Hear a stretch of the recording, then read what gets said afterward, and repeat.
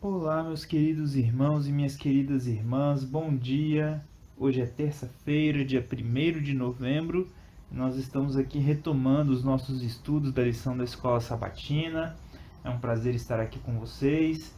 E hoje o título da lição é Está Consumado. O que será que estava consumado então, meu querido irmão, minha querida irmã? Que frase foi essa? Quem falou essa frase? Você se lembra? Está consumado? Bom, antes de nós começarmos o nosso estudo aqui, vamos orar a Deus pedindo que Ele se faça presente conosco? Oremos. Senhor Deus, muito obrigado, Pai, por mais um dia de vida.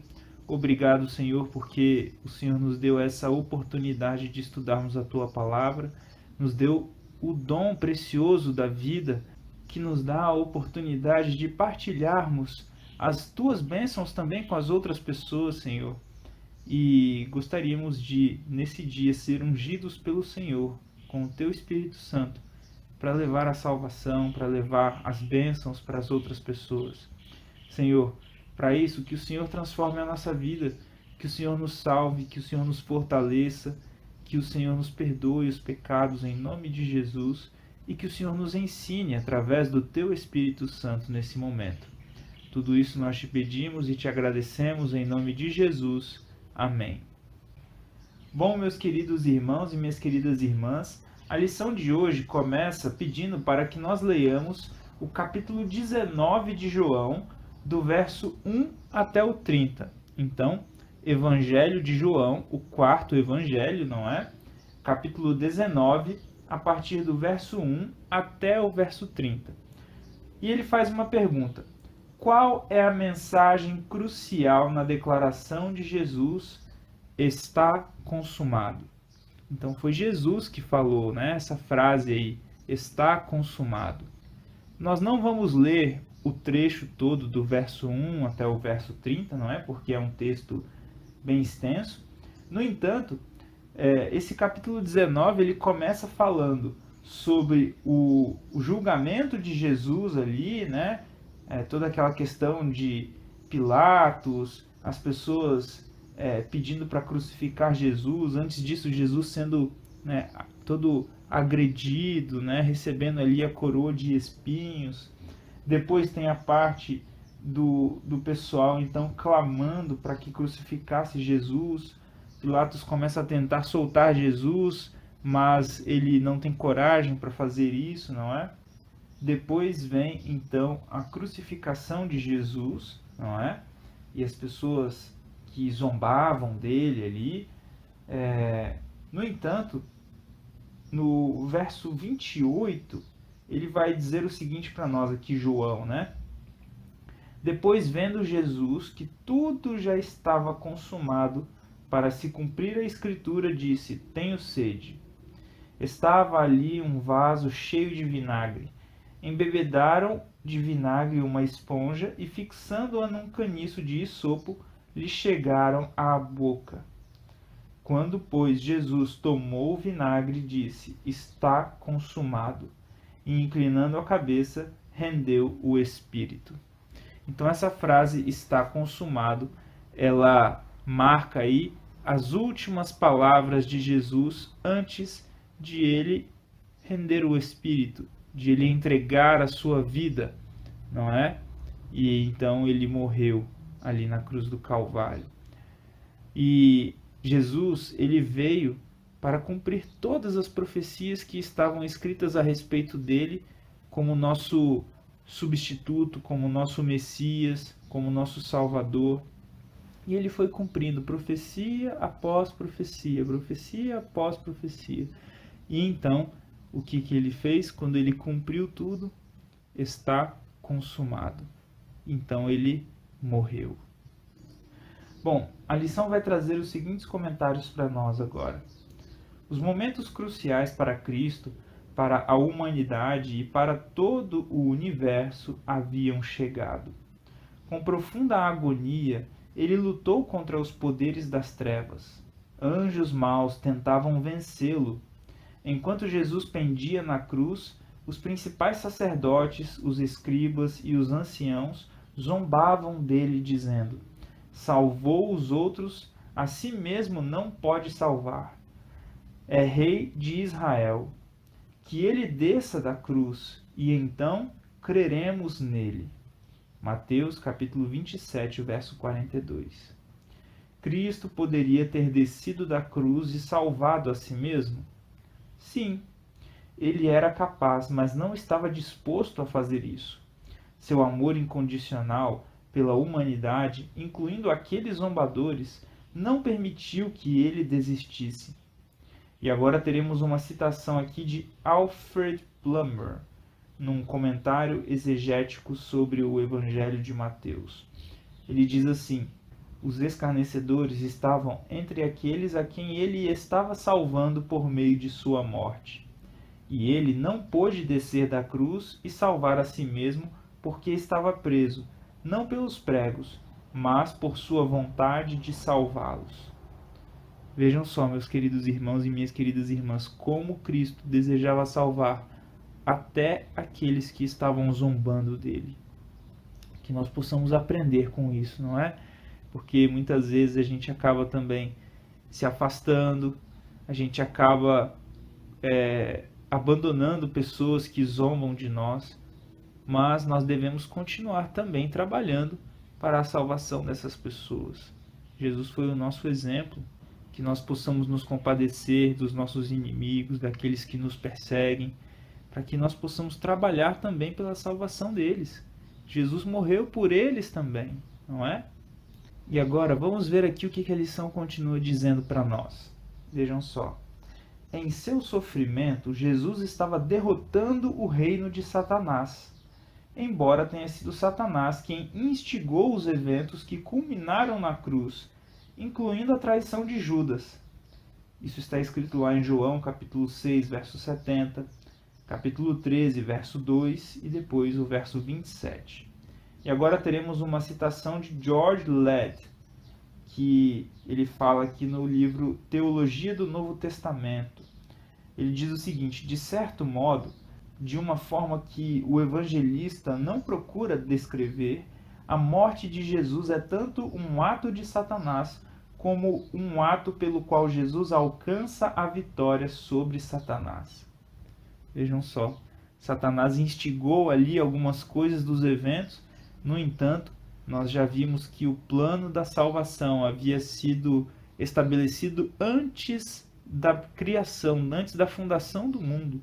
E aí Jesus, ele também se entrega, não é?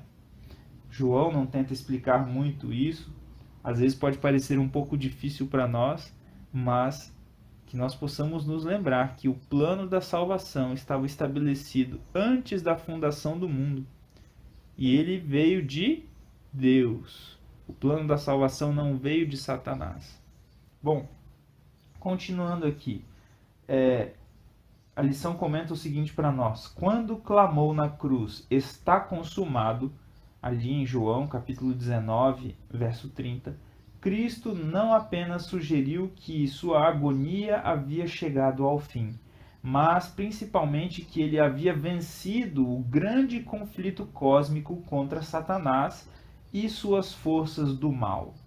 E agora temos uma citação de Ellen White do livro O Desejado de Todas as Nações, que diz assim: todo o céu triunfou na vitória do Salvador. Satanás foi derrotado e soube que seu reino estava perdido. Amém, queridos irmãos e queridas irmãs? Glória a Deus. Glória ao Senhor Jesus Cristo por isso. Glórias ao Deus Espírito Santo pelo plano da salvação e pelo trabalho que ele faz no nosso coração hoje, de nos convencer desse plano. Bom, continuando aqui, a lição vai falar o seguinte: é difícil entender o incrível contraste na completa humilhação do Filho de Deus. Ele conquistou para nós e para o universo a maior e mais gloriosa vitória. Vejam só, meus queridos irmãos e queridas irmãs, Cristo conquistou para nós e para todo o universo a maior e mais gloriosa vitória. E a lição ela vai trazer o seguinte aqui para finalizar: o pecado é mau, pois foi necessária a morte de Cristo para expiá-lo. As obras não têm mérito diante de Deus. Podemos acrescentar algo ao que Cristo já fez por nós? Queridos irmãos e queridas irmãs, apesar de parecer uma pergunta muito simples, essa é uma pergunta muito profunda. Será que algum de nós poderia ter feito aquilo que Cristo fez na cruz do Calvário? Ter se oferecido como sacrifício perfeito pelos pecados? Não. Nenhum de nós poderia ter feito isso, porque todos nós temos pecado. Nenhum de nós é perfeito como Jesus foi, isento de pecado. Nenhum de nós viveu uma vida perfeita como ele viveu, vencendo em todas as coisas como ele venceu. Portanto, somente Cristo podia ser o sacrifício que pagaria pelos nossos pecados. Só ele pode nos dar a vida, porque ele é a vida. Nenhuma outra criatura poderia morrer por nós, somente o próprio Deus. E ele entregou a sua vida por cada um de nós. Nenhum de nós poderia ter feito isso. Mas aqui vem uma pergunta: podemos acrescentar algo ao que Cristo já fez por nós? Será que a gente pode acrescentar algo para que mereçamos a salvação? Será que a gente pode fazer algo para que nós percamos a salvação, querido irmão, querida irmã? Essa é a pergunta contrária, né? A gente pode fazer algo além do que Jesus fez para ganhar a salvação? Agora, será que nós podemos fazer algo que implique em perdermos a nossa salvação? Conseguem ver o contraste? Jesus, ele vai falar sobre isso. Eu gostaria de citar aqui para vocês, mas eu não vou ler, e eu gostaria que vocês lessem. Mateus capítulo 24, a partir do verso 45, até o capítulo 25, no verso 46. Jesus vai contar quatro parábolas que falam sobre a nossa resposta ao que Deus fez por nós, que falam sobre a nossa missão, aquilo que Cristo confiou a nós para fazer. Jesus vai contar a parábola do servo bom e do servo mau. Jesus vai contar a parábola das 10 virgens. Jesus vai contar a parábola dos talentos. E Jesus vai contar a parábola do grande julgamento do bode e das ovelhas, que vai falar sobre aquelas frases famosas, né? Tive fome e me deste de comer, tive sede e me deste de beber. E o outro grupo: eu tive fome e vocês não me deram de comer, tive sede e vocês não me deram de beber. E aí as pessoas perguntam: mas quando, Senhor, que nós te vimos com fome ou com sede? Ele fala: quando vocês fizeram, ou então quando deixaram de fazer a um destes meus pequeninos, a mim vocês fizeram, ou então vocês deixaram de fazer. Né? Queridos irmãos e queridas irmãs, eu entendo que Cristo fez por nós aquilo que nenhum de nós poderia fazer, mas ele confia uma parte da nossa salvação e da salvação de outras pessoas a nós. Por isso ele nos dá essa missão de pregarmos o Evangelho, de gerenciarmos os dons que ele nos concede, para trabalharmos para a salvação das pessoas. Ele pede para que nós cuidemos das outras pessoas, e quando somos negligentes em fazer isso, estamos desprezando o grande sacrifício que ele fez por nós. Eu entendo que a nossa salvação também depende da maneira como nós respondemos ao que Cristo fez e que só ele poderia fazer. Essa é a minha percepção diante do texto bíblico, meu querido irmão, minha querida irmã. Mas eu convido vocês a ler essa parábola pensando na frase: recompensarei cada um segundo as suas obras. E vejam se faz sentido essas parábolas. Sabe, eu fiquei pensando em uma analogia simples para tentar falar sobre essa questão da salvação. E talvez uma conclusão que eu cheguei aqui, e espero que tenha sido conduzida por Deus, é o seguinte: imagine que você tenha uma dívida de R$1 milhão. Uma dívida muito grande que talvez você nunca conseguiria pagar. Certamente você nunca conseguiria pagar. Vamos elevar aqui o valor, talvez, então. Às vezes pessoas consigam pagar R$1 milhão, não é? R$1 bilhão, R$1 trilhão. Uma dívida impagável, meu querido irmão, minha querida irmã.